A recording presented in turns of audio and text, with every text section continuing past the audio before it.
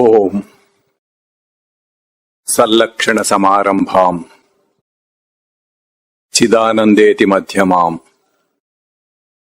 అస్మదాచార్య పర్యంతాం వందే గురుపరంపరాం. ఓం శ్రీ గురుదేవాయ నమః.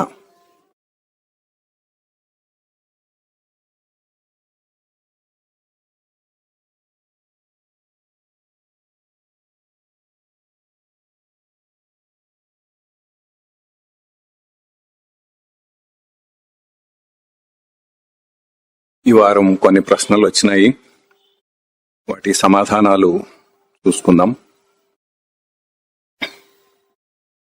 We often come across this term called as salvation, moksha. What is attaining salvation?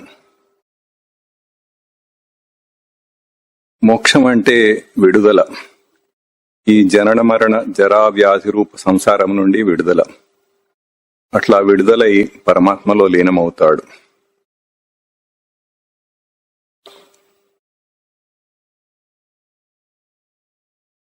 మామూలుగా మన జీవితంలో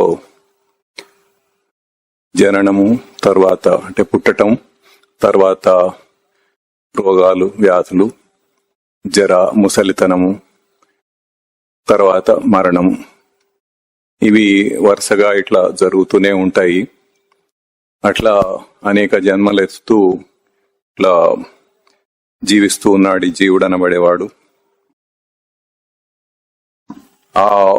దాని నుంచి దాన్ని సంసారం అంటారు. ఇదంతా ఈ సైకిల్, అట్లా ఈ సైకిల్లో తిరుగుతూ ఉండటం, ప్రవర్తిస్తూ ఉండటం అనేది సంసారము. ఆ సంసారం నుండి విడుదల. అయితే ఇక్కడ మోక్షం అని చెప్పి అన్నారు. అంటే ముందు ఏది బంధమో ఏది మోక్షమో అది తెలుసుకోవాలి. ఈ మనం సచ్చిదానంద స్మృతి గురించి అంటే కాన్షియస్నెస్ గురించి చెప్పుకున్నాము. అదే నేను అని చెప్పుకున్నాము. నేనంటే కాన్షియస్నెస్, నేనంటే సచ్చిదానంద స్మృతి అని తెలుసుకున్నాము. అది తన నిజ స్వరూపం అని. దానికి సాధన చేస్తూ దానికి దగ్గరగా వెళ్తూ ఉండటం అనేది అది ఈ బంధాన్ని అతిక్రమించటం. బంధం అంటే దానికి ఆ సాధన చేయకుండా లోకంలో మనల్ని ఆపుతున్నవన్నీ బంధాలు. ఉదాహరణకి ఈ దేహము అనేది, ఈ లోకం అనేది, ఇవన్నీ ఒక పరిధులు. ఈ దేహం అంటే ఇంతవరకు దేహం, ఆ తర్వాత దేహం కాదు. ఇది ఒక పరిధి, ఒక లిమిట్. ఆ తర్వాత ఈ లోకం, ఈ ప్రపంచం అంతా ఇది ఒక పరిధి అని, అట్లా అంతవరకే తనను తాను లిమిట్ చేసుకోవటం, ఒక పరిధి గీసుకొని ఇంతవరకే అని అనుకోవటం, ఇది బంధం. దాని నుంచి ఇప్పుడు సచ్చిదానంద స్మృతి అంటే మనం ఏం చెప్పుకున్నాము? సర్వవ్యాపి, ఆల్ పర్వేడింగ్. ఆ స్థాయికి వెళ్ళగలగటం అనేది ఇది తెలుసుకొని దీన్ని అతిక్రమించగలగటం అనేది ముక్తి. ఇట్లా ముందు మోక్షం అంటే ఏంటి, బంధం అంటే ఏంటి అనేది తెలుసుకోవాలి. ఆ తర్వాత what is the easiest way to attain it? How is కర్మ రిలేటెడ్ టు మోక్ష ఆర్ సాల్వేషన్? కర్మ అంటే పరమాత్మను పొందటానికి ప్రవృత్తిని నివృత్తి చేసే కర్మయే సాధన కర్మ. ఇంతకు ముందు కూడా చెప్పుకున్నాం ఇది, మళ్ళీ అదే ప్రశ్న వచ్చింది. ఇంకా సులభమైన మార్గం ఏంటంటే మోక్షంకు అదే సులభమైన మార్గం. ఈ సాధన కర్మ చేసుకుంటూ ఉండటం అనేది మోక్షం పొందటానికి సులభమైన మార్గం. అంటే ముందు జ్ఞానం సంపాదించాలి, తన నిజ స్వరూపం అంటే ఏంటో తెలుసుకోవాలి, తను ఇప్పుడు ఎటువంటి జీవితంలో జీవిస్తున్నాడన్నది తెలుసుకోవాలి. దాని నుంచి సాధన కర్మ చేసుకుంటూ ఆ మోక్షానికి అంటే ఈ సంసారం నుంచి విడుదలకు పొందటానికి సాధన కర్మ చేయాలి. అదే సులభమైన మార్గం. ఈ స్వర్గప్రాప్తి కాల్డ్ యాజ్ మోక్ష. ఈ స్వర్గప్రాప్తి అనేది మామూలుగా సామాన్యులకు అర్థం కావటానికి, సులభంగా అర్థం కావటానికి చెప్పిన ఒక పదం ఏంటంటే మోరల్ కాండక్ట్. అంతా ఒక ధర్మబద్ధంగా ఉండటానికి అన్నది, మోరల్ గా ఉండటానికి అన్నది, అది కేవలం ఒక ఇండికేటివ్. అంటే మామూలుగా పాపం చేస్తే పుణ్యం చేస్తే స్వర్గానికని, పాపం చేస్తే నరకానికని లోకంలో చెప్తూ ఉంటారు. ఆ రకంగా ఎవరైనా పుణ్యం చేస్తూ ఉండాలి, పాపం చేయకూడదు అన్నది అది ఒక మోరల్ కండక్ట్ ని సూచిస్తుంది. ఆ రకంగా జీవితం దుర్భరం కాకుండా అందరికీ కూడా సుఖప్రదంగా ఉంటుంది. ఇప్పుడు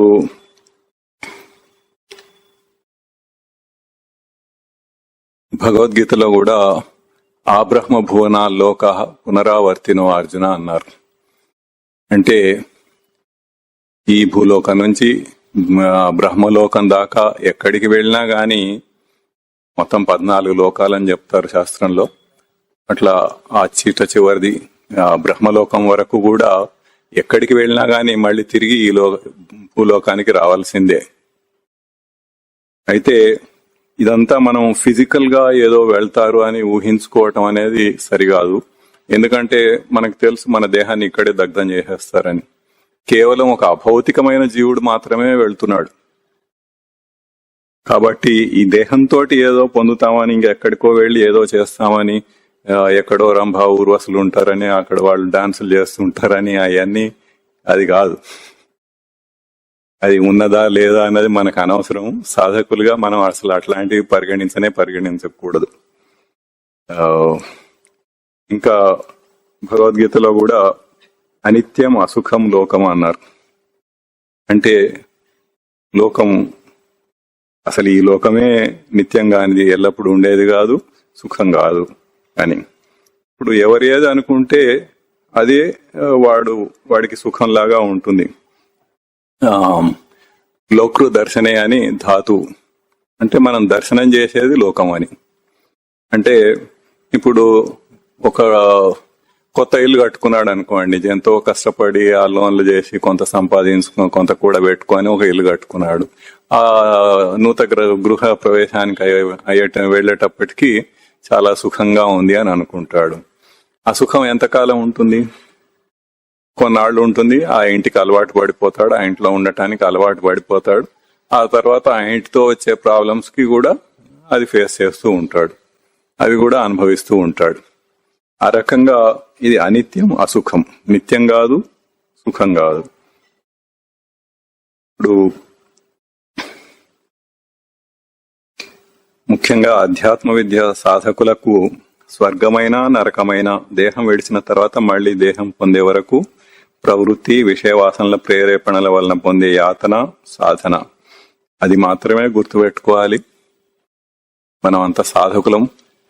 మనం ఇటువంటి అనిత్యమైన విషయాల గురించి అసలు ఆలోచించనే కూడదు. బహుశా వచ్చే వారం ఆ తర్వాత వారము మనం సాధన గురించి చెప్పుకోవటం మొదలు పెడతాము.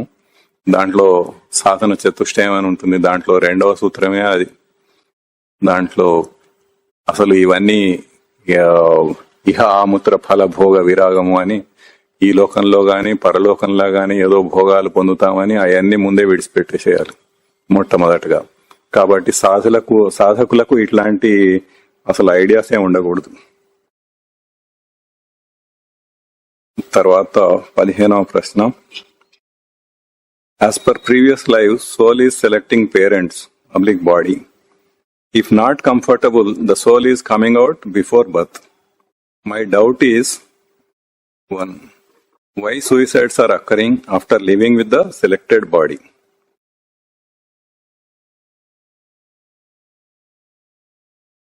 జీవుడు తన ప్రవృత్తి విషయవాసనల ప్రేరేపణలతో కర్మలు చేస్తుంటాడు. గత వారం జీవాత్మ భావం గురించి చెప్పిన అంశములు పరిశీలిస్తే తన నిజ జీవితంలో ఎదురయ్యే ఒక్కొక్క అంశంలో జీవుడు ఎట్లా అదే తన ఉనికి అన్నట్లుగా ప్రవర్తిస్తాడో, అది క్షీణిస్తే ఎట్లా తన ఉనికినే పోగొట్టుకున్నట్లు బాధపడతాడో చెప్పాను. ఇప్పుడు జీవాత్మ భావం గురించి చెప్పుకున్నాము. దాంట్లో అనేక ఉదాహరణలు చెప్పుకున్నాము. ధనం గురించి, పవర్ గురించి, కీర్తి ప్రతిష్టలని, ఇంకా స్టేటస్ అని, ఫ్యాషన్స్ అని, ఇట్లా సోషల్ నామ్స్ అని, ఇవన్నీ కొన్ని ముఖ్యమైన విషయాలు మన దైనందిన జీవితంలో, అంటే రోజువారీ దినం అంటే దైనందినం అన్నమాట. రోజువారీ జీవితంలో మనం ఎదుర్కొంటున్న అంశాలు ఇవి. వాటిలో జీవిస్తూ ఉన్నాం. అవి కాకుండా కూడా ఇంకా ఎన్నో ఉండవచ్చు. అవన్నీ కూడా మీరు ఊహించుకోవచ్చు. ఇప్పుడు ఇన్ని ఉదాహరణలతో అది ఎట్లా చూసుకున్నామో అదే పద్ధతిలో ఇంకా మిగతా వాటికి కూడా ఊహించుకోవచ్చు. ఆ రకంగా ఇప్పుడు దాంట్లో ఏం చెప్పుకున్నాము, ప్రతిదానికి తన ఉనికి చైతన్యాన్ని ఇచ్చి అది ఉన్నది అని మొదలు పెట్టాడు. అదే తన ఉనికి అన్నట్లుగా మొదలు పెట్టాడు. ఆ తర్వాత పోను అది క్షీణిస్తే తన ఉనికియే కోల్పోతున్నట్లుగా బాధపడుతున్నాడు. ఇప్పుడు ఉదాహరణకి ధనం, డబ్బే ఉనికి, తన ఉనికి ధనంలోనే ఉందనుకున్నాడు. ఆ తర్వాత ధనం కోల్పోతే తన ఉనికియే పోగొట్టుకుంటున్నట్లుగా బాధపడటం మొదలు పెట్టాడు. ఇట్లా అనేకంగా తను కల్పించుకున్నవి. ఇవన్నీ ఏంటి? ఈ జీవభావం అనేది తను కల్పించుకొని దాంట్లో వచ్చే ఇటువంటి బాధ, అంటే తన ఉనికినే కోల్పోతున్నట్లుగా ఎప్పుడైతే ఫీల్ అవుతాడో ఆ బాధ కొంతమంది మనోదౌర్బల్యం గలవారు, అంటే వీక్ మైండెడ్ పీపుల్, అట్లాంటి వాళ్ళు అది భరించలేక ఆత్మహత్య చేసుకుంటారు. అధ్యాత్మ విద్య తెలిసి సాధన చేసే వారికి ఆ గతి పట్టదు. దీనికి సెలెక్టెడ్ బాడీ అని కాదు, సెలెక్టెడ్ పేరెంట్స్ ని చూస్ చేసుకొని ఎంటర్ అవుతాడని చెప్పాము. సెలెక్టెడ్ పేరెంట్స్ తోటి దీనికి ఏం సంబంధం లేదు. తర్వాత దాంట్లోనే రెండవ ప్రశ్న, also accidents are occurring without knowing to the soul, why it is happening. సృష్టి ఎప్పుడు జీవుని ఆధ్యాత్మిక పురోగతికి అవసరమైన సంఘటనలు, అవకాశములే కల్పిస్తుంది. కొంత సాధన చేసిన తర్వాత వారికి అది అర్థమవుతుంది. చేయని వారు అది గుర్తించలేరు. అనిత్యం, అసుఖం లోకం అని తెలియడానికి అవసరమైతే యాక్సిడెంట్ లో విత్డ్రా చేయబడతాడు. ఇప్పుడు సృష్టి ఎప్పుడు కూడా ఆధ్యాత్మికంగా తన పురోగతి కోసమే ప్రయత్నిస్తూ ఉంటుంది. అది అంటే లౌకికంగా మనం ఏదో ఒక బాగా డబ్బులు ఉంటే ఇది సుఖం అని, ఇంకోటి ఏదో ఉంటే ఓ పెద్ద ఇల్లు ఉంటే సుఖం అని, ఇట్లా మనం ఎన్నో అనుకుంటూ ఉంటాం. కానీ సృష్టి దానికోసం పాల్పడదు. సృష్టి ఎప్పుడైనా కానీ తన ఆధ్యాత్మికంగా తన ఉన్నత స్థాయికి వెళ్ళటానికి మాత్రమే తగిన అవకాశాలు కల్పిస్తూ ఉంటుంది, తగిన సంఘటనలను కూర్చుతూ ఉంటుంది. అయితే దాంట్లో అవకాశాన్ని తీసుకొని మనం ఎట్లా ప్రవర్తిస్తాము అన్నది మళ్ళీ మన అంశం ఉంటుంది అక్కడ. మన ప్రవృత్తిని బట్టి, మన స్థితిని బట్టి మనం దాన్ని ఎట్లా చూస్ చేసుకుంటాం, ఏం చేయాలనుకుంటాం, అది మన అంశం. అదేదో అంత ప్రీ డిసైడెడ్ దాని ప్రకారం మనం యాక్ట్ చేస్తున్నాము అన్నది కాదు. అవకాశం వస్తూ ఉంటుంది మన స్థితికి. ఆ అవకాశాన్ని సద్వినియోగం చేసుకొని నువ్వు దాన్ని ఉపయోగించుకొని సాధనలో వృద్ధి పొందుతావా, ఆధ్యాత్మికంగా వృద్ధి పొందుతావా లేదా అన్నది నీ ఇష్టం. అది నీ ప్రవృత్తిని బట్టి ఉంటుంది. అయితే కానీ సృష్టి మాత్రం తన పని చేస్తూనే ఉంటుంది. అట్లా ఒక స్థాయి, ఒక స్టేజ్ లో ఇప్పుడు అనిత్యం, అసుఖం లోకం అని తెలియడానికి ఒకవేళ అవసరమైతే ఒక యాక్సిడెంట్ అయ్యి ఆ జీవుడిని విత్డ్రా చేసేయచ్చు. మళ్ళీ కొట్టుకుంటూ ఉంటాడు. తనకున్న విషయ వాసనలు ప్రవృత్తితో కొట్టుకొని ఎప్పటికో మళ్ళీ ఇంకో దేహం సంపాదిస్తాడు. అది ఒక ఎక్స్పీరియన్స్ క్రియేట్ అవుతుంది అతనికి. ఆ అనుభవంతో మళ్ళీ తర్వాత జీవితంలో మళ్ళీ ప్రవర్తించటం అనేది జరుగుతుంది.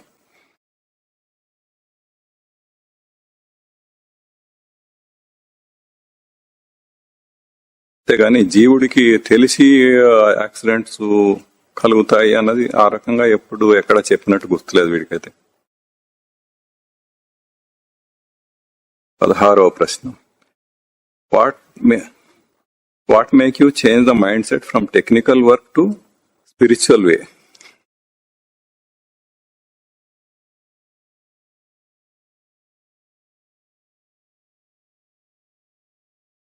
టెక్నికల్ గా చేయాల్సింది చేశాడు, ఎక్స్పీరియన్స్ వచ్చింది. ఆధ్యాత్మికంగా ముందు నుంచే ఆ లైన్ లో ఉన్నాడు. ఇప్పుడు కొత్తగా ఇక్కడ రిటైర్ అయినప్పుడే ఆధ్యాత్మికంగా ఆ ఫీల్డ్ లోకి ఎంటర్ అయ్యాడు అన్నది కాదు. ముందు నుంచే దాంట్లో కొంత పరిచయం ఉంది. కొంతకాలం చాలా ఎక్కువ బాగా దృఢంగా దాని మీద పనిచేశాడు, సాధన చేశాడు. ఆ తర్వాత ఇక్కడ ఒక స్థాయికి వచ్చిన తర్వాత ఎప్పుడు దీన్ని ఒక స్టడీగా ఇది నడిచే లెవెల్లో దీన్ని తీసుకొచ్చి అక్కడ వదిలేయటం అనేది మొదటి నుంచి కూడా ఒక టార్గెట్ లాగా పెట్టుకున్నాడు. అది అయింది.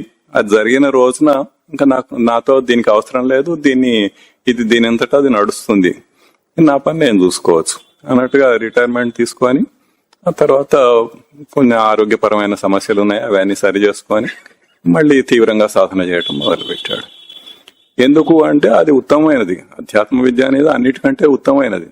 ఇప్పుడు ఆల్రెడీ ఇది 6వ ప్రవచనం, మీకు అందరికీ ఈ పాటికి బాగా తెలిసిపోయి ఉండాలి అది చాలా ఉత్తమమైనదని, అదే చేయవలసింది నిజమైనదని. తన నిజస్వరూపాన్ని తెలుసుకొని దాన్ని పొందటానికి అది పొందటం కాదు, అది ఆల్రెడీ ఉన్నది, దాన్ని మనం గుర్తించటం అన్నదే ముఖ్యం. ఇప్పుడు కొత్తగా మనం పొందేదేం లేదు ఆ నిజస్వరూపాన్ని. ఆ నిజస్వరూపం ఎల్లప్పుడూ మనకు ఉన్నది. మనం కేవలం దాన్ని గుర్తించాలంతే. ఇది ఉన్నది, ఇది నా నిజస్వరూపం అని మనం గుర్తించాలి. గుర్తించి దానిలో ప్రవర్తించటం, అది చేస్తున్నాడు.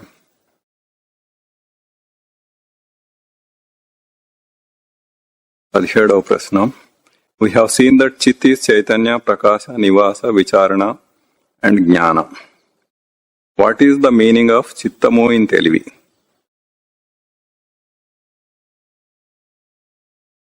ఇప్పుడు ఇక్కడ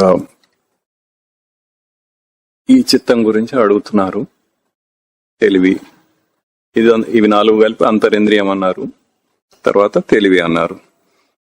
తెలివిలోని చిత్తము తన ప్రవృత్తి విషయవాసనల ప్రేరేపణల స్థాయిని బట్టి మనసు, బుద్ధి, అహంకారములను, అంటే ఈ అంతరింద్రియంలో ఈ చిత్తం తప్ప మిగతా 3 ప్రవర్తనను చైతన్యవంతం చేస్తుంది. ఇది ఒక పరికరం, ఇది ప్రవర్తనాత్మకం. ఈ అంతరింద్రియాన్ని చైతన్యవంతం చేసి తన విషయవాసనలు, ప్రవృత్తిని బట్టి ఆ ప్రేరేపణలతోటి మనం ఏ విషయంలో అయినా ఎట్లా ప్రవర్తిస్తాము అనేది దాన్ని బట్టి ఉంటుంది. అది చేసేది చిత్తం. ఆ తర్వాత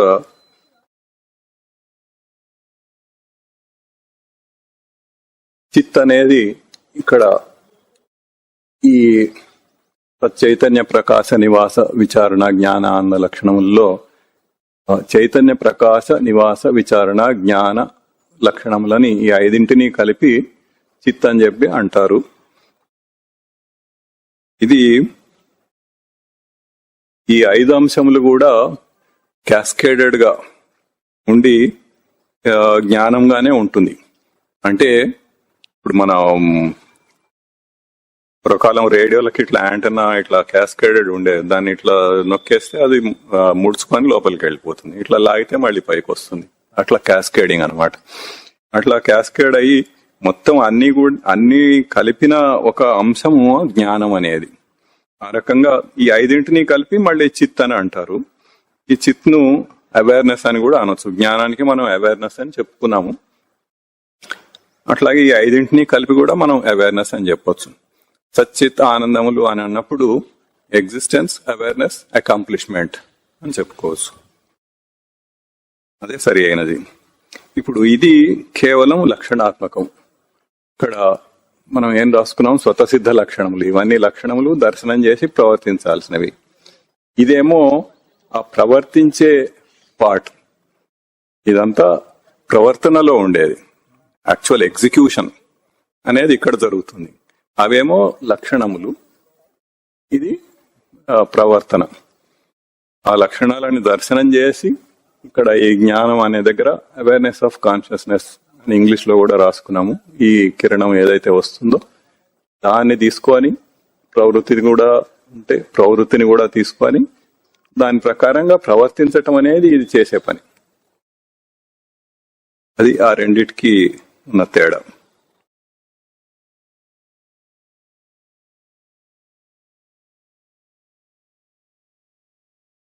దాంట్లో మూడోది similarly what is the difference between జ్ఞానం ఇన్ జీవుడు అండ్ జ్ఞాన ఇన్ చిత్. ఇప్పుడే చెప్పాను.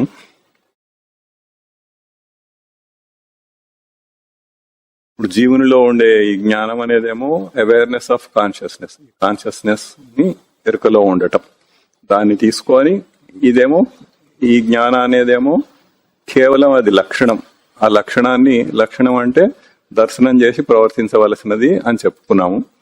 ఇక్కడ ఈ అంశంలో ఏం జరుగుతుందంటే దాన్ని దర్శనం చేసి ఇక్కడ ప్రవర్తిస్తుంది. ఇదంతా ప్రవర్తన చేసే అంశాలు ఇవన్నీ.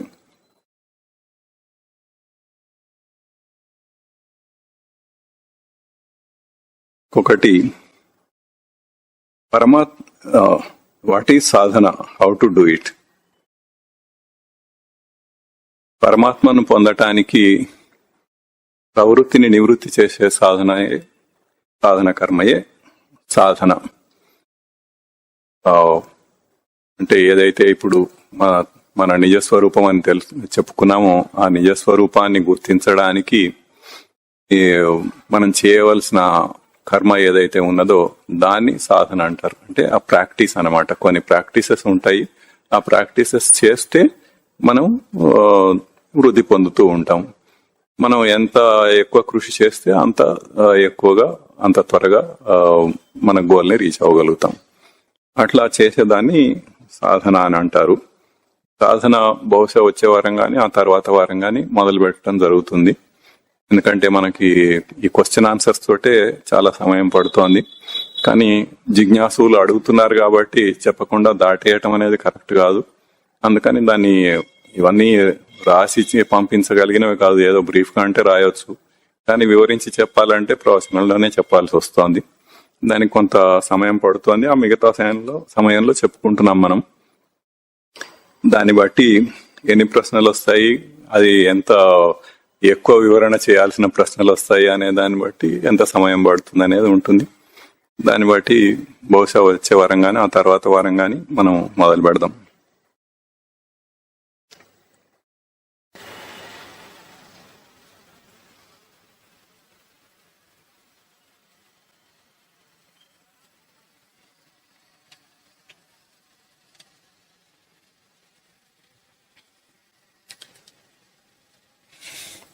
ఇప్పుడు మన సబ్జెక్టులోకి వస్తే, పోయిన వారం దేహాత్మభావం జీవాత్మభావం గురించి చెప్పుకున్నాము. దేహాత్మభావం అంటే దేహమే నేను అనుకునే భావం. దానికి ఉదాహరణగా ఒకటి, ఇప్పుడు ఈ సీసాని నేను చూస్తున్నాను అంటే ఈ సీసా వేరు, నేను వేరు. అది చూడబడేది, నేను చూచేవాడిని. ఇవి రెండు వేరు వేరు. ఆ రకంగా ఇది వేరు అని మనకు తెలుస్తోంది. అట్లాగే ఈ ఫోన్ చూస్తున్నామంటే అది వేరు, నేను వేరు. నేను చూచేవాడిని, అది చూడబడేది. ఇట్లా ఇంకా అనేక ఉదాహరణలతోటి మనం ఈ కాన్సెప్ట్ చెప్పుకోవటం అయిపోయిన తర్వాత వివరంగా మనం చెప్పుకునేటప్పుడు ఇంకా చాలా యుక్తితోటి మనం దృఢం చేసుకోవచ్చు దాన్ని. అయితే ప్రస్తుతానికి ఈ ఉదాహరణతో మనం కొంత తెలుసుకోవచ్చు. అట్లాగే ఈ చెయ్యి నేను చూస్తున్నాను అంటే ఈ చెయ్యి వేరు, నేను వేరు. మనం ఇంతకుముందు ఒకసారి చెప్పుకున్నాము, మనకి 5 జ్ఞానేంద్రియాలు ఉన్నాయి. ఆ 5 జ్ఞానేంద్రియాలు లేకపోయినా కానీ లోపల అనుభూతి నేను ఉన్నాను అన్న అనుభూతి ఉంటుంది అని. ఇప్పుడు కళ్ళు కనపడకపోయినా గుడ్డి వాళ్ళు ఉంటారు, వాళ్ళకు కూడా నేనున్నాను అన్న అనుభూతి ఉంటుంది. అట్లాగే చెవిటి వాళ్ళు ఉంటారు, చెవులు వినపడవు, అయినా నేనున్నాను అన్న అనుభూతి లోపల ఉంటుంది వాళ్ళకి. అది ఆంతరంగికంగా ఉంటుంది. అది బయటి వాటితో సంబంధం లేదు. అట్లాగే అన్ని జ్ఞానేంద్రియాలు, శబ్దస్పర్శ రూపరస గంధములు ఇవేవి మనకి తెలియకపోయినా గాని నేను ఉన్నాను అన్న అనుభూతి తనకు లోపల ఎప్పుడూ ఉంటుంది. అట్లాగే ఈవెన్ ఈ కర్మేంద్రియాలు లేకపోయినా గాని నేను ఉన్నాను అన్న అనుభూతి ఉంటుంది, అది ఎప్పుడూ ఉంటుంది. ఆ రకంగా అదే తన నిజమైన స్వరూపం. అంతేగాని ఈ బయట కనపడే భౌతికమైనవి తన నిజ స్వరూపం కాదు. అట్లా చెప్పుకున్నాము. కానీ ఎందుకు మనకింత ఆభాస కలుగుతోంది అంటే అంటే లేనిదే ఉన్నదానిలాగా కనపడుతోంది, కానిదే అదిలాగా కనపడుతోంది అంటే ఒక ముఖ్యమైన కారణం ఏంటంటే మన ఈ కాలి గోళ్ల దగ్గర నుండి, చేతి గోళ్ల దగ్గర నుండి తల మీద వెంట్రుకల దాకా దేహంలో ఉన్న అన్ని చోట్ల నుండి కూడా మనకి ఒక సెన్సేషన్ అనేది మనకి తెలుస్తోంది. ఎక్కడ ఏ ఇబ్బంది వచ్చినా గానీ, కాలి వేలు దగ్గర అక్కడ ఇబ్బంది వచ్చినా, జుట్టు కొంచెం ఇట్లా కదిలినా గానీ మనకు ఒక సెన్సేషన్ అనేది వస్తోంది లోపలికి. అదే బయట ఉన్న వాటికి మనకంత రాదు, కానీ ఈ దేహంలో ఉన్న వాటికి అట్లా వస్తూ ఉంటుంది. దాంతోటి ఇది నేను అని అనుకోవటానికి చాలా ఎక్కువ అవకాశాలు ఉన్నాయి. ఆ రకంగా అందరూ ఈ దేహాన్ని నేను అని అనుకుంటూ ఉంటారు. ఇంకా వేరే ఇతరమైన రీజన్స్ కూడా ఉంటాయి, కానీ ముఖ్యంగా ఇదొకటి.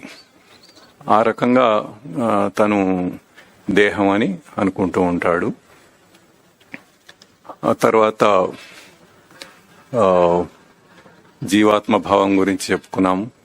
జీవుడే నేను అని అనుకునే భావం, దానికి అనేక ఉదాహరణలు కూడా చెప్పుకున్నాము.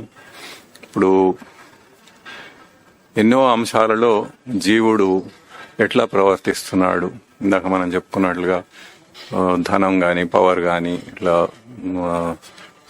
సోషల్ నామ్స్ కానీ, స్టేటస్ కానీ, ఇవన్నీ కూడా మనం నిత్యం ప్రవర్తించే అంశాలు.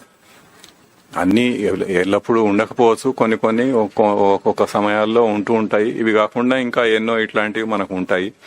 వాటితోటే మనం ప్రవర్తిస్తూ ఉంటాము. మన నిజస్వరూపంలో ఉన్న సచ్చిదానంద లక్షణములను తీసుకొని ఆ లక్షణాలను తప్పుగా అన్వయించుకొని వీటి మీద అదే నేను అన్నట్టుగా ప్రవర్తించి దాంతోటే నాకు ఉనికి అన్నట్టుగా ప్రవర్తించి దాంట్లో ఏది కోల్పోయినా గానీ తన ఉనికినే కోల్పోయినట్లుగా బాధపడుతూ ఉండటం, దుఃఖపడుతూ ఉండటం అనేది మనం చేస్తూ ఉన్నామని చూసుకున్నాము రకరకాల వాటిలో.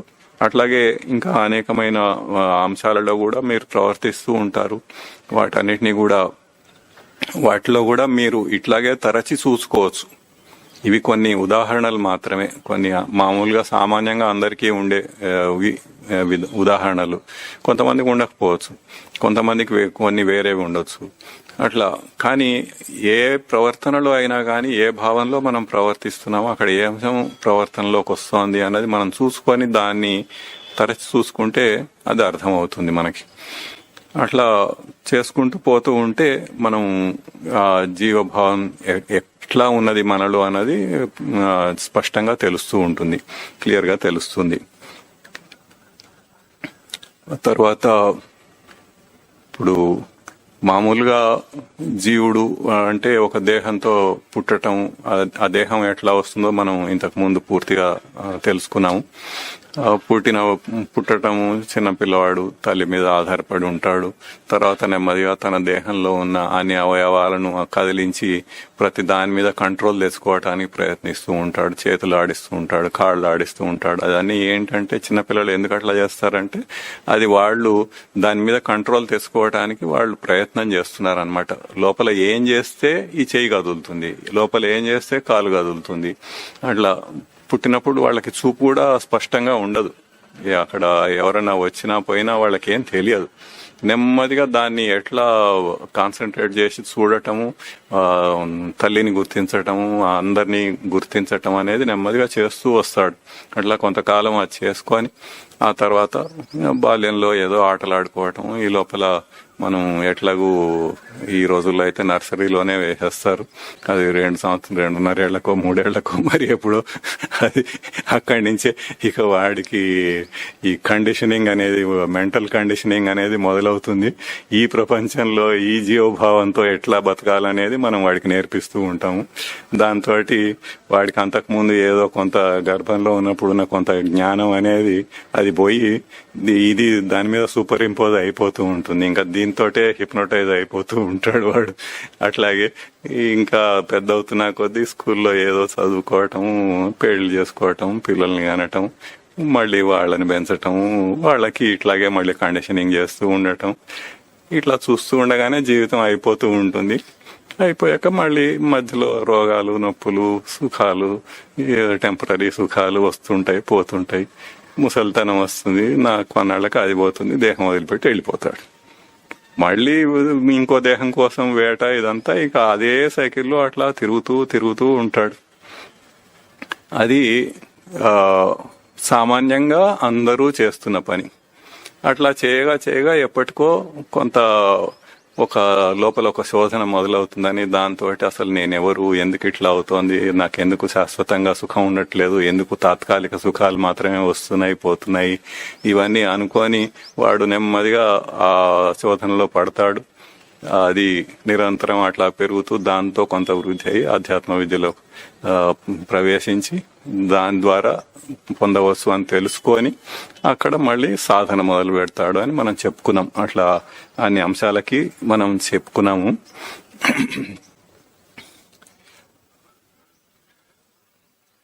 ఇది మామూలుగా మనం చేస్తున్న పని. దాన్ని బ్రేక్ చేయటానికి ఆధ్యాత్మ విద్యలో దాన్ని ఎట్లా బ్రేక్ చేయాలి అన్నది. దీనికి ఆహార నిద్ర భయ మైథున అని సామాన్యమేతత్ పశుభిర్ నరాణాం జ్ఞానం నరాణాం అధికో విశేష అన్నారు. అంటే ఆహారము, నిద్ర, భయము, మైథునము ఇవన్నీ పశువులకి మనుషులకి కూడా సమానంగా ఉన్నాయి, అందరికీ ఉన్నాయి. అంటే ఆహారం, తిండి కోసం ప్రయత్నం చేస్తూ ఉండటం. మనం ఉద్యోగాలు చేస్తున్నామంటే ఉద్యోగాల్లో ఒక మొట్టమొదటి అంశం ఏంటి, తిండికి గడవాలి. తర్వాత ఇంకా వేరే అన్ని వస్తాయి. అన్నిటికంటే ప్రధానమైనది తిండి. అట్లాగే పశువులు కూడా ప్రయత్నిస్తున్నాయి. పశుపక్షి క్రిమి కీటకాలు అన్ని కూడా అదే ప్రయత్నంలో ఉన్నాయి.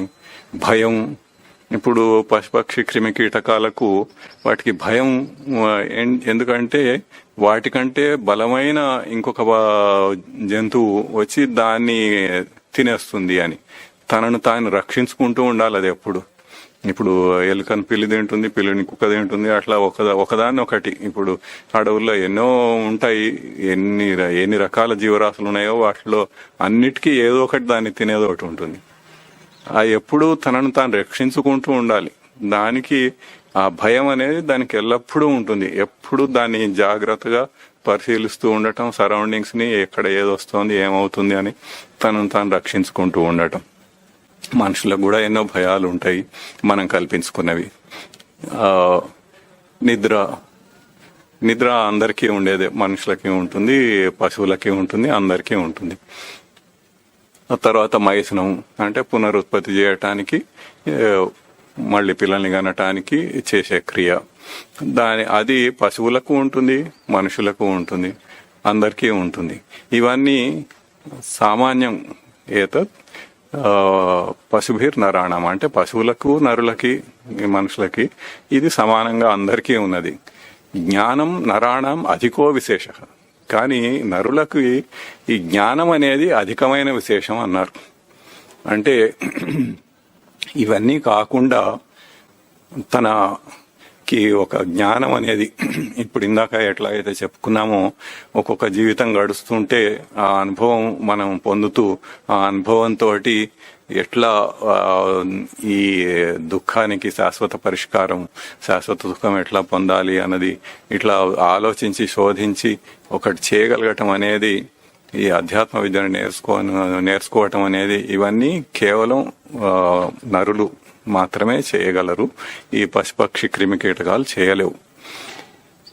జ్ఞానేన హీన పశువి సమాన అన్నారు. అంటే ఒకవేళ ఎవడైతే జ్ఞానం లేనివాడు అయితే ఉంటాడో వాడు పశువుతో సమానం అన్నారు.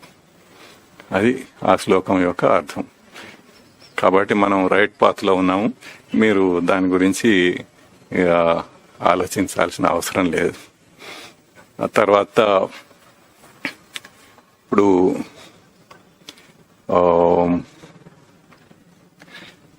మామూలుగా మనం అందరం కూడా ఏదో దూరదృష్టితోటి కొంత ఆలోచిస్తూ ఉంటాం.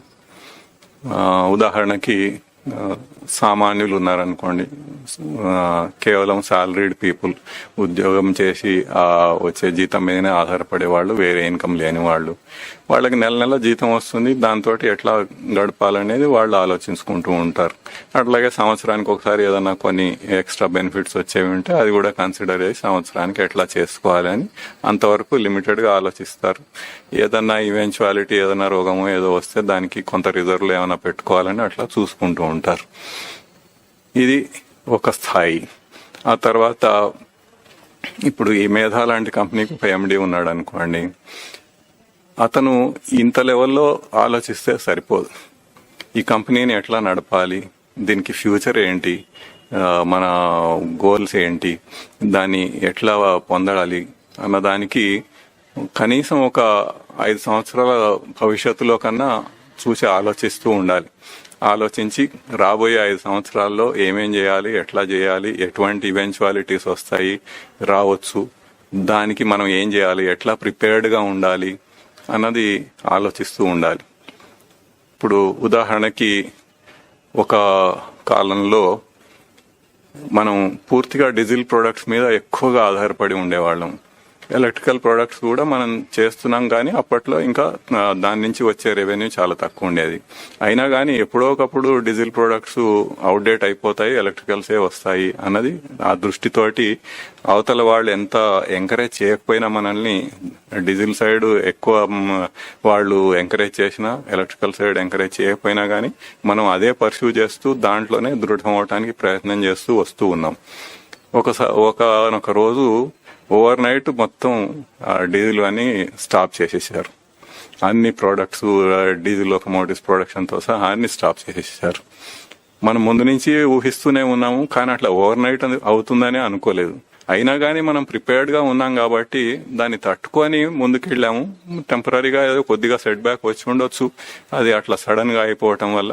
అయినా కానీ దాన్ని అధిగమించి మనం ముందుకి వెళ్ళగలిగాము. ఇది ఒక ఈవెన్చువాలిటీ. ఇటువంటివి ఎన్నో వస్తుంటాయి.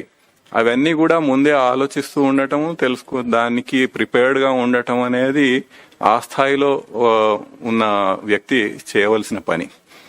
అట్లాగే ఇప్పుడు ఈ కోచ్ ఫ్యాక్టరీ అనేది ఒకటి కొత్తది కట్టారు.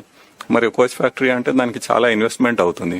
అంత ఇన్వెస్ట్మెంట్ పెట్టేటప్పుడు మరి అది ఎంతకాలం దాని నుంచి ఎంతకాలం దానికి మార్కెట్ ఉంటుంది, మనం ఎట్లా చేయవచ్చు అన్నది, ఎటువంటి ఈవెన్చువాలిటీస్ ఉంటాయి అనేది కనీసం ఒక 15-20 సంవత్సరాల ముందు వరకు కూడా ఆలోచించాల్సి వస్తుంది. లేకపోతే అది షార్ట్ 5 ఏళ్ల గురించి ఆలోచిస్తే సరిపోదు అక్కడ. అట్లా ఇంకా ఆ లెవెల్ దాకా ఆలోచించాలి. ఇది ఒక దూరదృష్టి. అట్లాగే ఇంకా కొన్ని పెద్ద పెద్ద మల్టీనేషనల్ కంపెనీస్ ఉంటాయి. ఎంత పెద్దవి అంటే ఎన్నో దేశాల్లో వాటన్నిటికీ కంపెనీస్ ఉంటాయి, బ్రాంచెస్, వాటి అసోసియేట్స్ కంపెనీస్, ఇవన్నీ ఎన్నో ఉంటాయి. అవి రెవెన్యూ వైజ్ ఎంత పెద్దగా ఉంటాయి అంటే ఒకప్పుడు మన భారతదేశంలో మొత్తం బడ్జెట్ కంటే కూడా ఎక్కువ రెవెన్యూ వాళ్ళకు ఉండేది, అంత పెద్ద. ఇప్పుడంటే ఆ స్టాటిస్టిక్స్ నాకు తెలియదు, కానీ అప్పట్లో అట్లా అంత పెద్ద కంపెనీలు కూడా ఉండేవి. అట్లా వాళ్ళు ఇంకా చాలా దూరదృష్టితోటి ఆలోచిస్తూ ఉండాలి. అవి చేస్తూ ఉంటారు అట్లా. అయితే ఇదంతా కూడా మనం ఏదో లౌకికంగా గొప్ప అని అనుకుంటూ ఉంటాం. కానీ ఒక జ్ఞాని ఎట్లా ఉంటాడు, అసలు ఈ జననం, మరణం, ఈ సంసారము, ఈ సైకిల్ అంతా కూడా అర్థం చేసుకొని, అసలు ఈ జన్మకే కాదు అన్ని జన్మల్లో కూడా మనం ఏం చేస్తున్నాము, ఏమవుతుంది అన్నది అర్థం చేసుకొని ఈ మొత్తానికి అతీత స్థితిలోకి వెళ్ళటానికి ఏదైతే కావాలో దానికోసం ప్రయత్నిస్తాడు. అది అసలైన దూరదృష్టి. ఆ రకంగా చేసి అసలు జన్మలే లేకుండా చేసుకుంటాడు. అది ఒక జ్ఞాని చేసే పని. ఆ రకంగా ఒక జ్ఞాని జన్మ అనేది, ఒక జ్ఞాని చేసే పని అనేది ఉత్తమమైనది. ఇందాక ఒక ప్రశ్నలో అడిగారు ఇది ఎందుకు అని, దానికి ఇది కూడా ఒక సమాధానం. ఆ రకంగా అసలు జన్మలే లేకుండా చేసుకోగలగటం అనేది ఇంకా ఉత్తమమైన పని. ఇప్పుడు ఏ లెవెల్లో అయినా కొన్ని సమస్యలు ఉంటాయి, అందరికీ సమస్యలు ఉంటాయి, వాటిని పరిష్కరించుకుంటూ ముందుకెళ్ళటం. కాకపోతే మళ్ళీ మళ్ళీ అవి రాకుండా ఎట్లా చేసుకోవాలనేది వాళ్ళు ఎక్కడ ఏ స్థాయిలో వాళ్ళు అట్లా చేసుకుంటూ ఉంటారు. ఎవరి సమస్య వాళ్ళకే గొప్పది. ఒక సామాన్యుడికి ఒక చిన్న సమస్యనే ఉండొచ్చు, ఒక ప్రైమ్ మినిస్టర్కి చాలా పెద్ద సమస్య ఉండొచ్చు. అయితే ఆ ప్రైమ్ మినిస్టర్ పెద్ద సమస్యకి ఎంత ఇబ్బంది పడతాడో సామాన్యుడు చిన్న సమస్యకు అంత ఇబ్బంది పడతాడు. ఆ రకంగా ఆ సమస్యల యొక్క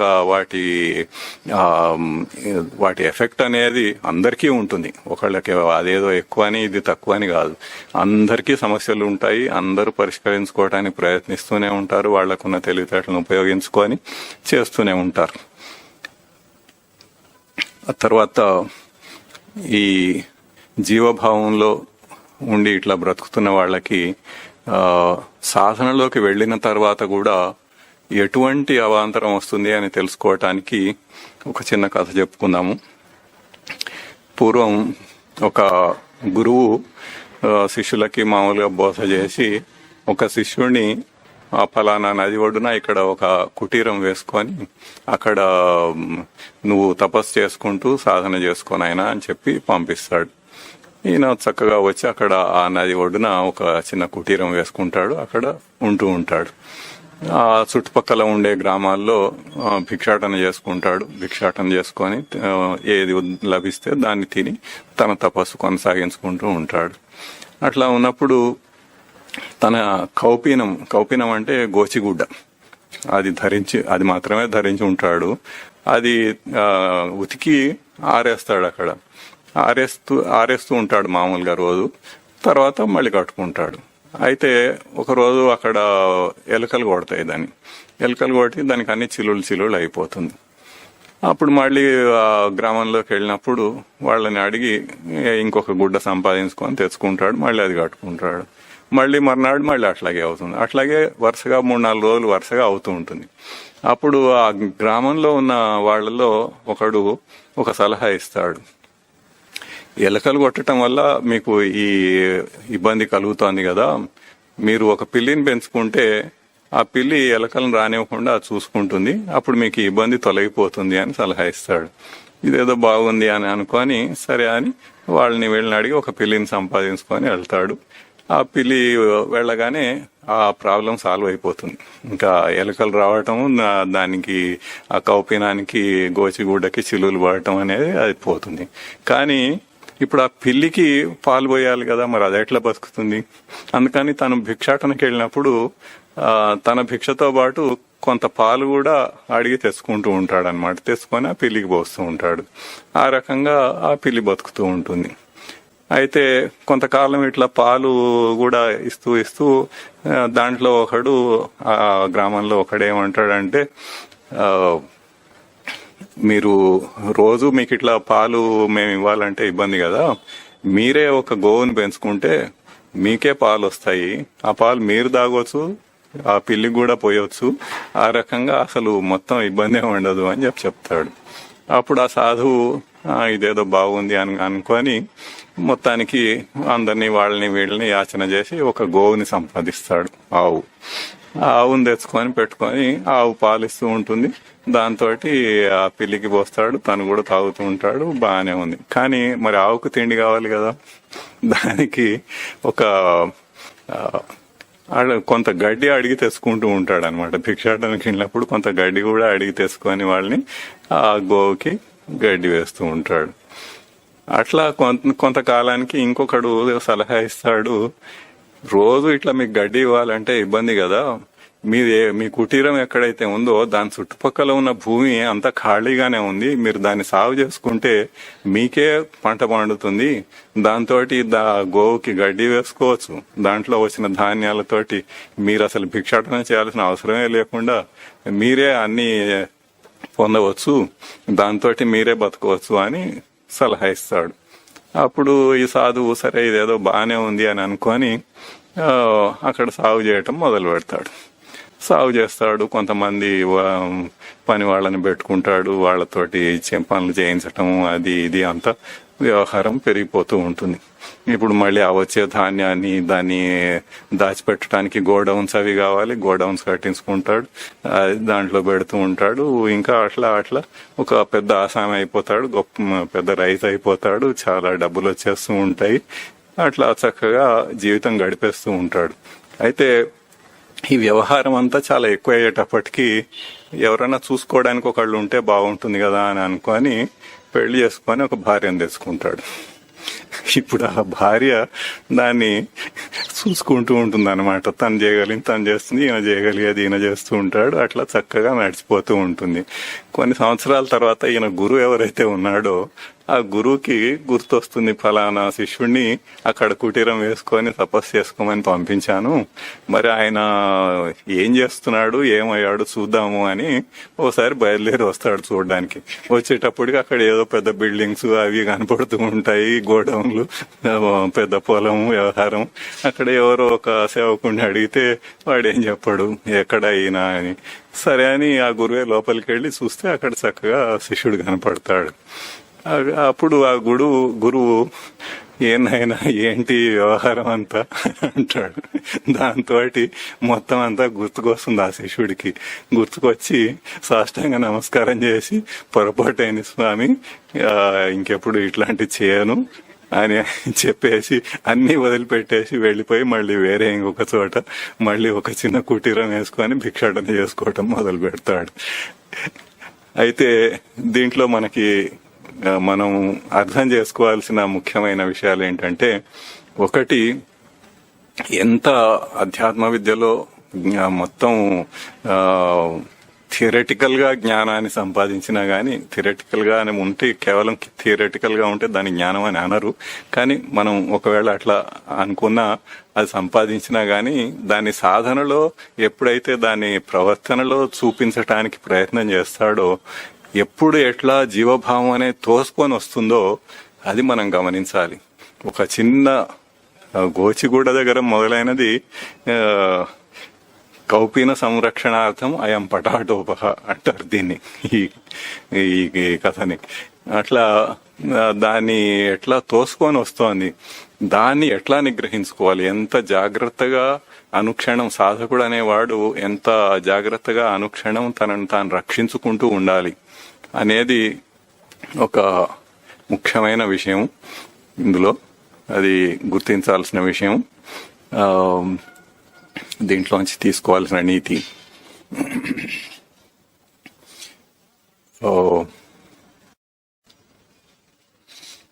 తర్వాత ఇప్పుడు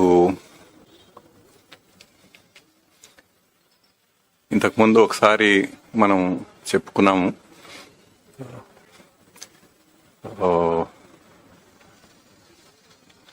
ఏదైనా ఒక వస్తువు ఉన్నది అని అనాలంటే, ఇప్పుడు ఈ సీసా ఇక్కడ ఉన్నది అని చెప్పాలంటే, ముందు నా ఉనికి చైతన్యాన్ని దానికిచ్చి, అంటే ఉండటం అంటే ఏమిటో తనకి అనుభవం తెలుసు. ఇది ఒక జడ వస్తువు, ఇన్సెన్షియంట్ జడ వస్తువు. దానికి అది ఉనికిని స్పష్టంగా వ్యక్తం చేస్తూ ఉంటుంది, కానీ ఉన్నాను అన్న భావం దానికి ఉండదు. అయితే ఆ భావం మనకుంది. ఆ భావాన్ని మనకి తెలుసు కాబట్టి దాని మీద ప్రయోగించి తన ఉనికి చైతన్యాన్ని అక్కడికి ఇచ్చి అది ఉన్నది అని మనం చెప్పగలుగుతున్నాం. ఇది ఇంతకుముందు మనం చెప్పుకున్నాము. ఇప్పుడు ఉదాహరణకి ఒక దేశం ఉందనుకోండి, ఎక్కడో ఒక మారుమూల దేశాల్లో ఒక దేశం. ఆ దేశం ఉన్నది అని చెప్పాలంటే నా ఉనికి చైతన్యాన్ని నేను దానికిచ్చి అది ఉన్నది అని చెప్పాలి, లేకపోతే అది నాకు లేదు. అది ఎక్కడో ఏదో ఉంటే అది నాకు తెలియకనే పోతే అది నాకు లేదు. ఇప్పుడు ఉదాహరణకి ఒకప్పుడు వీడు న్యూస్ పేపర్స్ బాగా చదివి కరెంట్గా ఉంటుండేవాడు. రోజు పొద్దునే న్యూస్ పేపర్స్ చదివి, లోకల్ న్యూస్ తెలుగులో చదివి, తర్వాత నేషనల్ న్యూస్, తర్వాత ఇంటర్నేషనల్ న్యూస్, తర్వాత సెపరేట్ గా మళ్ళీ బిజినెస్ న్యూస్ అని అది చదివి, మళ్ళీ రాత్రి టీవీలో ఇవన్నీ న్యూస్లు వింటూ ఉండటం, ఇవన్నీ చేస్తూ ఉండేవాడు. ఎప్పుడు కరెంట్ గా ఉంటుండేవాడు. ఎప్పుడు అది తను చేసే వృత్తికి అది అవసరం కాబట్టి అది చేయాలి అనుకొని కావాల్సిన దానికంటే కొంచెం ఎక్కువగానే చేస్తూ ఉండేవాడు. ఎందుకంటే ఎక్కడ ఏ దేశంలో ఏమవుతోంది ఏంటి, మనం అక్కడ ప్రవేశించవచ్చా ప్రవేశించకూడదా, అక్కడ ఎటువంటి పరిస్థితులు ఉన్నాయి, ఇటువంటివన్నీ కూడా కొంత మనకు తెలుస్తూ ఉండాలి. తెలియకపోతే మనం లాంగ్ టర్మ్ ప్లానింగ్ చేయలేం. అది చేయటానికి చాలా టైం స్పెండ్ చేసేవాడు దాని మీద. ఎప్పుడైతే రిటైర్మెంట్ తీసుకొని కొంత ఇక్కడ అన్ని చక్కబెట్టేసి పూర్తిగా వదిలేసిన తర్వాత అసలు న్యూస్ పేపర్స్ చూడటం మానేశాడు, టీవీలో న్యూస్ చూడటం మానేశాడు, ఆన్లైన్లో కూడా ఎక్కడ న్యూస్ చూడటం లేదు. అసలు మన దేశానికి ప్రెసిడెంట్ ఎవరు అంటే వీడికి తెలియదు. ఎందుకంటే వాళ్ళు మారుతూ ఉంటారు, ప్రస్తుతం ఎవరున్నారనేది వీడికి తెలియదు. వీడికి అవసరం లేదు, ఆ ప్రెసిడెంట్ అనే వ్యక్తి వీడికి అవసరం లేదు. ఇంతకుముందు ఎన్నో దేశాలు తెలిసి ఉండేవి, 180 ఎన్నో దేశాలు ఉన్నట్టుగా గుర్తు. అప్పట్లో ఏదో లీలగా అది కరెక్ట్ అయి ఉండొచ్చు, తప్పు అయి ఉండొచ్చు. అయితే ఆ ఫలానా దేశం ఉన్నది అని కూడా వీడికి తెలియదు. ఇప్పుడు ఆ దేశం ఉన్నది అని వీడికి తెలియకనే పోతే ఇంకా ఆ దేశం, నాకు ఆ దేశమే లేదు, అసలు ఆ జగత్తే లేదు. ఆ దేశానికి సంబంధించిన జగత్తు ఏదైతే ఉందో అది నాకు లేదు. ఇంతకుముందు అనుకున్నాం మనం జగత్ అంటే ఏంటి, మనం ఊహించుకొని కల్పించుకున్నదే జగత్తు. అది ఆ జగత్తు వీడికి లేదు, వీడు అది ఊహించుకోలేదు, కల్పించుకోలేదు. ఇప్పుడు ఆ పూర్వం ఏదో కొన్ని తెలిసినవి కూడా క్రమేణా మర్చిపోతున్నాడు, చాలా వరకు మర్చిపోయాడు. అట్లాగే ఒక వ్యక్తి, ఆ వ్యక్తి ఉన్నాడా అంటే అది మనం గుర్తిస్తే ఉంటాడు, లేకపోతే లేడు. ఇప్పుడు మనం రోడ్ మీద పోతా ఉంటే ఎంతో మంది కనపడుతూ ఉంటారు. అవన్నీ ఉన్నాయా, వాళ్ళందరూ ఉన్నారా అంటే వాళ్ళని మీరు గుర్తించే వాళ్ళని చూచి ఉన్నాడు అని మీరు గుర్తిస్తే ఉంటాడు. అతను తప్ప, గుర్తించబడే వాళ్ళు తప్ప మిగతా వాళ్ళు ఎంతో మంది పోతూ ఉంటారు. వాళ్ళకి అసలు మీకు తెలియదు, వాళ్ళందరూ మీకు లేని వాళ్లే. ఆ జగత్తు మీకు లేదు. రోడ్ మీద ఎన్నో షాప్స్ ఉంటాయి, మీకు అవసరమైన షాప్స్ మీరు చూస్తారు, మీకు ఏది కావాలంటే అది కొనుక్కుంటారు, తెచ్చుకుంటారు. అవసరం లేనివి ఎన్నో ఉంటాయి, వాటి గురించి ఎవరు పట్టించుకోరు మామూలుగా. అవన్నీ ఆ జగత్ అంతా నాకు లేదు. అట్లా ఒక దేశమైనా, ఒక వస్తువు అయినా గాని, ఒక మనిషి అయినా గాని, ఆ జగత్తు నాకు ఉండాలి అంటే దానికి నా ఉనికి చైతన్యాన్ని ఇచ్చి అది ఉన్నది అని నేను అనాలి, అంటేనే అది ఉంటుంది. కానీ నేను అనకపోతే అది లేదు, ఆ జగత్తే నాకు లేదు, దానికి సంబంధించిన జగత్తు నాకు లేనే లేదు. అట్లాగే కొన్ని అభౌతికమైనవి కూడా ఇప్పుడు ఎన్నో ఉదాహరణలు చెప్పుకున్నాము గత వారం. దాంట్లో ఇప్పుడు ధనం గురించి చెప్పుకున్నాము, ఇంకా పవర్ గురించి, కీర్తి ప్రతిష్టలని, ఇట్లా సోషల్ నామ్స్ అని ఇట్లా ఎన్నో చెప్పుకున్నాము, ఫ్యాషన్స్ అని. ఇప్పుడు ఫ్యాషన్ అనేది కొంతమందికి ఉంటుంది, కొంతమంది పట్టించుకోరు అసలు దాని గురించి.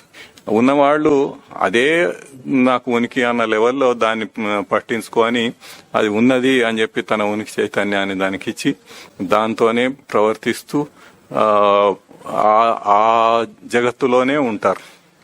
అది లేకుండా అసలు దాన్ని ఏమాత్రం పట్టించుకోకుండా చాలా సింపుల్ గా బతికే వాళ్ళు ఎంతో మంది ఉంటారు. వాళ్ళందరికీ ఆ ఫ్యాషన్లు ఏమవుతున్నాయి, ఎక్కడ ఏమవుతున్నాయి, వాళ్ళకి ఎందుకు, వాళ్ళు ఏమి బాధరు కాదు దాని గురించి. ఎప్పుడు ఏ ఫ్యాషన్స్ వస్తున్నాయి, ఏం పోతున్నాయి, ఏది లేటెస్ట్, ఇవన్నీ పట్టించుకోరు. ఇప్పుడు సినిమాల్లో చూపిస్తున్నా గానీ ఏదో చూసేస్తూ ఉంటాం గానీ దాంట్లో ఈ ఫలానా హీరోయిన్ కట్టుకున్న ఈ డ్రెస్ ఇది చాలా లేటెస్ట్ ఫ్యాషన్ అని, లేకపోతే ఈ హీరో వేసుకున్నది ఇదే లేదో లేటెస్ట్ అని, అవన్నీ గుర్తించే వాళ్ళు కొంతమందే ఉంటారు. మిగతా వాళ్ళకి అసలు ఆ జగత్తే లేదు, దాని గురించి బాధరు కాని వాళ్ళకి అసలు ఆ జగత్తు లేదు, దానికి సంబంధించిన జగత్తు లేదు. అదే దాని గురించే బాధరయ్యే వాళ్ళకి అదే జగత్తులాగా వాళ్ళు బతుకుతూ ఉంటారు. అట్లాగే సోషల్ నామ్స్ కూడా మనం ఎన్నో లౌకిక ధర్మాలని ఎన్నో అనుకుంటూ ఉంటాము. అవన్నీ ఉన్నది అనుకున్న వాళ్ళకి ఉన్నది, లేదనుకున్న వాళ్ళకి లేదు. లేదనుకున్న వాడు చక్కగా లేకుండానే దాన్ని ఏమి పాటించకుండానే తనంతట తాను ఉంటాడు. అదే సత్యం అన్నట్టుగా, అదే ధర్మం అన్నట్టుగా దాన్నే పట్టించుకొని ఎక్కడ ఈ పలానా పెళ్ళైతే ఇట్లా ఉండాలి, బర్త్డే అయితే ఇట్లా ఉండాలి, ఇట్లా మనం అలంకరించుకోవాలి, ఇట్లా మనం షో ఆఫ్ చేయాలి, అట్లాంటివన్నీ కొన్ని ఉంటాయి. దీనికైతే ఏదో కట్నాలు ఇవ్వాలని, అదని ఇదని ఏదో రకరకాలవి కల్పించుకొని క్రియేట్ చేసుకుంటూ ఉంటారు. మనం ఇంతకుముందు చెప్పుకున్నాము, ఒకప్పుడు కన్యాశుల్కం అనేది ఉండేది. ఆడవాళ్లకే కట్నం ఇచ్చి పెళ్లి చేసుకునేవాళ్ళు. ఆ తర్వాత వరకట్నం అనేది వచ్చింది. మగవాళ్ళకి కట్నాలు ఇచ్చి పెళ్లి చేసుకుంటున్నారు. ఆ తర్వాత ఇప్పుడు అది పోయింది, ఇది పోయింది, ఏదో ప్రేమ వివాహాలని, అదని ఇదని ఇంకా ఏవో వస్తున్నాయి. ఇంకా ఫ్యూచర్ లో ఏమొస్తాయో మనకు తెలియదు. అయితే ఎప్పటికప్పుడు అదే ధర్మం అన్నట్లుగా అది పాటిస్తూ ఉంటారు చాలా మంది. ఆ పాటించే వాళ్ళు అదే తన ఉనికిని దాంట్లోనే చూసుకుంటూ ఉంటారు. అది ఎక్కడన్నా ఎవరన్నా సరిగ్గా చేయకపోతే ఆ కాలంలో ఏది ధర్మం అని అనుకుంటారో అది వాళ్ళు సరిగ్గా చేయకపోతే అది దాన్ని వాళ్ళు మొత్తం అసలు ఎందుకు పనికిరాని వాళ్ళ లెవెల్లో చూస్తారు వాళ్ళని. వీళ్ళు కూడా అది చాలా పర్ఫెక్ట్ గా చేస్తూ ఉన్నామని చాలా సంతోషపడుతూ ఉంటారు. ఇప్పుడు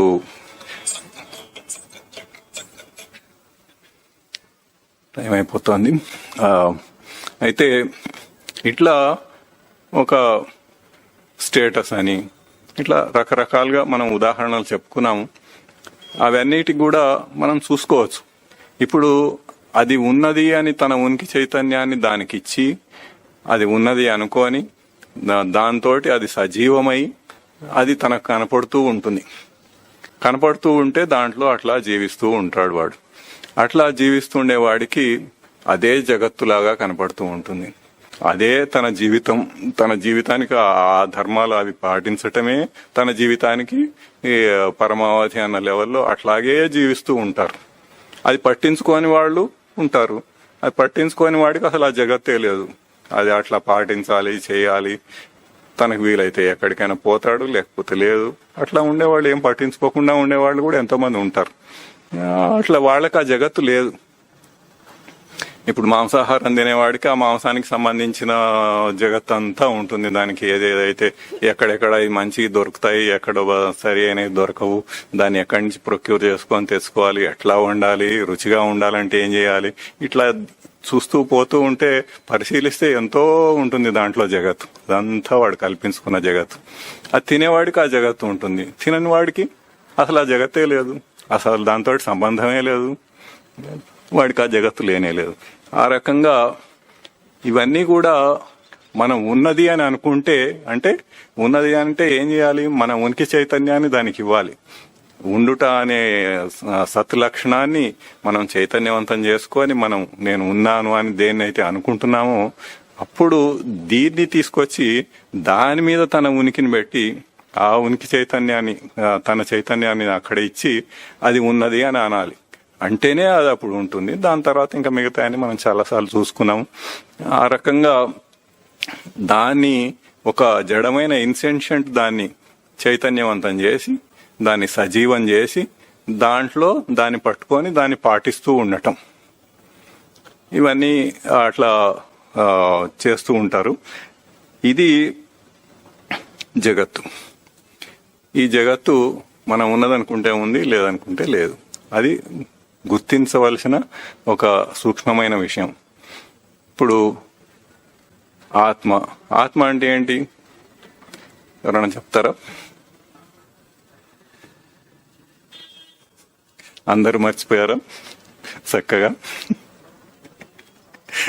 ఆత్మ అంటే కాన్షియస్నెస్ అని మనం ఇంతకు ముందు చాలాసార్లు చెప్పుకున్నాము. మనం 4-5 సార్లు ఇక్కడ అనిపించటం కూడా జరిగింది. సచ్చిదానంద స్మృతి, కాన్షియస్నెస్. ఇది మళ్ళీ ఒకసారి చెప్పండి. సచ్చిదానంద స్మృతియే నేను. కాన్షియస్నెస్ అంటే నేనే కాన్షియస్నెస్, నేనే ఆత్మ. ఆత్మ అన్నా సచ్చిదానంద స్మృతి అన్నా కాన్షియస్నెస్ అన్నా ఒకటే. ఇది నిరంతరం గుర్తుపెట్టుకోవాల్సిన విషయం. దురదృష్టవశాత్తు మనం ఇంకా బిగినింగ్ లో ఉన్నాం కాబట్టి గుర్తు పెట్టుకోవాల్సిన అవసరం పడుతోంది. ఎందుకంటే అది తన నిజ స్వరూపం, గుర్తు పెట్టుకోవాల్సిన అవసరం లేదు. ఇప్పుడు ఒక ఆయన పేరు రామారావు అంటే నా పేరు రామారావు, నా పేరు రామారావు అని ఆయన ఏమైనా గుర్తు పెట్టుకుంటాడా? ఎవరైనా రామారావు అనగానే గబుక్కున నేనే అని పలుకుతాడు కదా. మరి నువ్వెవరు అంటే రామారావు అని చెప్తున్నావు గాని నేను సచ్చిదానంద స్మృతిని అని ఎవడన్నా చెప్తున్నాడా? నేను కాన్షియస్నెస్ అని ఎవడన్నా చెప్తున్నాడా? అది అక్కడ తేడా. అది మనకు ఎంత దృఢం కావాలంటే మధ్యరాత్రి నిద్రలో లేపి నువ్వెవరు అని అడిగితే నేను కాన్షియస్నెస్ అని చెప్పగలగాలి, నేను సచ్చిదానంద స్మృతినని లేదా నేను ఆత్మనని చెప్పగలగాలి. అంత దృఢం కావాలి. నా పేరు రామారావు అనేది ఎంత దృఢమై ఉందో మనకి తెలియకుండానే, మనం ఎప్పుడు దాని గురించి ఆలోచించకుండానే, అనుకోకుండానే ఏదైనా ఒక ఉత్తరం వచ్చి దాని మీద రామారావు ఉంటే నాది అని తీసుకుంటాడు. అట్లా సచ్చిదానంద స్మృతి గాని, కాన్షియస్నెస్, ఆత్మ ఇవన్నీ ఒకటే.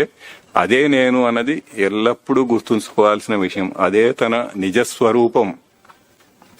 ఇప్పుడు మఠానికి వెళ్తే అక్కడ పెద్ద పెద్ద అక్షరాలతో ముందు బోర్డు రాసి ఉంటుంది, ఆత్మయే సత్యం, జగత్తు లేదు అని. ఇప్పుడు మనం ఇవన్నీ ఉదాహరణలు ఏవేవైతే చెప్పుకున్నామో జగత్తు గురించి, ఆ జగత్ అంతా ఉన్న వాళ్ళకు ఉన్నది, లేని వాళ్ళకు లేదు అన్నది మనం అర్థమైందని అనుకుంటున్నాను. అది జగత్తు. ఆ జగత్తు లేదు. ఏది ఉన్నది? ఆత్మయే సత్యం, ఆత్మ మాత్రమే ఉన్నది, ఈ జగత్ అంతా లేదు అన్నది దృఢం చేసుకొని దాన్ని సాధనలో దాన్ని బాగా దృఢం చేసుకోవాలి. మనం చేసుకునే సాధనలో అది చేయవలసిన పని. ఇది బాగా గుర్తుపెట్టుకోవాల్సిన విషయం. ప్రస్తుతానికి అది దృఢమైందాక అది మనం గుర్తుపెట్టుకోవాల్సిన అవసరం లేకుండానే తనంతటా అదే మనకి అట్లా ఉండిపోయే తన నిజస్వరూపం అన్నది అది అంత దృఢం అయ్యేదాకా గుర్తుపెట్టుకోవాల్సిన అవసరం ఉంటుంది. గుర్తుపెట్టుకోవాలి. తర్వాత ఇంకా ఉన్నతమైన అంశం ఒకటి ఉన్నది, జస్ట్ బ్రీఫ్ గా చెప్పుకొని తీసేద్దాము. అదేంటంటే ఇప్పుడు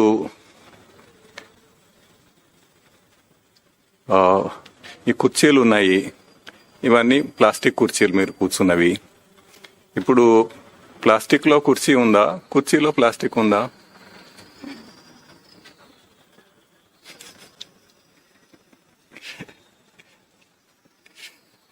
ప్లాస్టిక్ లో కుర్చీ ఉన్నది అన్నది సరి అయిన ఆన్సర్. ఎందుకంటే కుర్చీ అనేది కేవలం ఒక నామరూపం, ఒక పేరు, దానికి ఒక రూపం. ఈ సీసాకి సీసా అని పేరు, దీనికి ఒక రూపం ఉన్నది. అట్లాగే ఆ కుర్చీకి ఒక రూపం ఉన్నది, ఒక పేరు ఉన్నది. ఆ పేరు మనం పెట్టుకున్నది. ఈ కుర్చీ అని మనం భాషలో మనం గుర్తించడానికి వీలుగా కుర్చీ అని పెట్టుకున్నాము. దాని టేబుల్ అంటే తప్పేం లేదు. మనం భాషలో టేబుల్ అంటే ఇది అని రాసుకుంటే దాన్ని టేబుల్ అని కూడా అనొచ్చు, ఏం తప్పులేదు. కేవలం అర్థం చేసుకోవటానికి ఒక పదం అంతే, పేరు. ఈ మనిషికి కూడా ఒక పేరు పెట్టుకున్నాం. పుట్టినప్పుడు ఆ పేరు ఉందా? లేదు. తర్వాత ఎప్పుడో 21 రోజులకో ఎప్పుడో పెడతారు ఒక పేరు. అప్పటి నుంచి వాడికి ఆ పేరు, దాన్ని అంత దృఢంగా గుర్తుపెట్టుకుంటాడు. అట్లాగే ఈ నామరూపాలు అనేది క్రియేటెడ్, మనం కల్పించుకున్నవి, అక్కడ ఉన్నది కాదు. ఇప్పుడు దాన్ని గట్టిగా నేలకేసి కొడితే ఆ కుర్చీ విరిగిపోతుంది. అప్పుడు దాన్ని కుర్చీ అనరు, విరిగిపోయింది, అది కుర్చీ కాదు. కానీ ఏ ప్లాస్టిక్ తో అది చేయబడిందో ఆ ప్లాస్టిక్ అనేది ఎప్పుడూ ఉంటుంది. అందులో ప్లాస్టిక్ అయితే అసలు భూమిలో పాతిపెట్టినా గానీ అది పాడు కాదు. చాలా డేంజరస్ మెటీరియల్ మనిషి కనిపెట్టిన వాటిల్లో. అది ఎప్పటికీ కూడా భూమిలో కలిసిపోవటం అనేది జరగదు. అది అటువంటి అది ఇప్పుడు రిలేటివ్ గా ఈ కుర్చీకి ఆ ప్లాస్టిక్ కి, ప్లాస్టిక్ అనేది సత్యం, కుర్చీ సత్యం కాదు. కుర్చీ నామరూపాలు మనం క్రియేట్ చేసుకున్నది, ప్లాస్టిక్ అనేది ఒరిజినల్ గా ఉన్నది. అదే ప్లాస్టిక్ తోటి కుర్చీ ఉండొచ్చు, టేబుల్ ఉండొచ్చు, ఒక గ్లాస్ ఉండొచ్చు, చెంబు ఉండొచ్చు, జగ్గు ఉండొచ్చు, ఎన్నైనా ఉండొచ్చు, గిన్నెలు ఉండొచ్చు, ఎన్నైనా ఉండొచ్చు. కుర్చీ అనేది ఒక పర్టికులర్ది. అట్లాగే ఇప్పుడు సముద్రంలో నీళ్లు ఉన్నాయి, అలలు వస్తూ ఉన్నాయి. అలల్లో ఏముంది? నీళ్లే ఉంటాయి, కెరటాలు. ఆ తర్వాత వాటిలోంచి బబుల్స్ వస్తూ ఉంటాయి. ఆ బబుల్స్ లో ఏముంది? అది కూడా నీళ్లే. ఆ తర్వాత కొన్ని తుంపర్లు ఇట్లా పడుతూ ఉంటాయి, ఎగిరి పడుతూ ఉంటాయి. ఆ తుంపర్లలో ఏముంది? అది కూడా నీళ్లే. ఇవన్నీ కూడా అసలు దాంట్లో సత్యమైనది ఏంటి అంటే నీరు. ఈ కెరటాలు గాని అలలు లేదా బబుల్స్ కానీ, బుడగలు, ఆ తర్వాత ఈ తుంపర్లు కానీ, ఇవన్నీ నామరూపాలు. మనం దానికి ఒక పేరు పెట్టుకున్నాం. దీన్ని కెరటం అనాలి, దీన్ని బబుల్ అనాలి, దీన్ని బుడగ అనాలి, ఇది తుంపర అనాలి అని మనం పేర్లు పెట్టుకున్నాం. దానికి ఒక రూపాన్ని మనం డిఫైన్ చేసుకున్నాం. ఈ రూపంలో ఉంటే ఇది అల, ఈ రూపంలో ఉంటే ఇది బుడగ, ఈ రూపంలో ఉంటే ఇది తుంపర అని. ఇది మనం పెట్టుకున్నవి. కానీ దాంట్లో సత్యమైనది ఏంటి? నీరు. అట్లాగే ఈ సృష్టి అంతా కూడా కాన్షియస్నెస్ యొక్క రూపాలే ఇవన్నీ కూడా. నీరు ఎట్లాగైతే ఇన్ని రూపాల్లో మనకి కనపడుతోందో, ప్లాస్టిక్ ఎట్లాగైతే మనకి ఎన్ని రూపాల్లో కనపడుతోందో, అట్లాగే కేవలమైన ఆ కాన్షియస్నెస్, సచ్చిదానంద స్మృతి అనొచ్చు.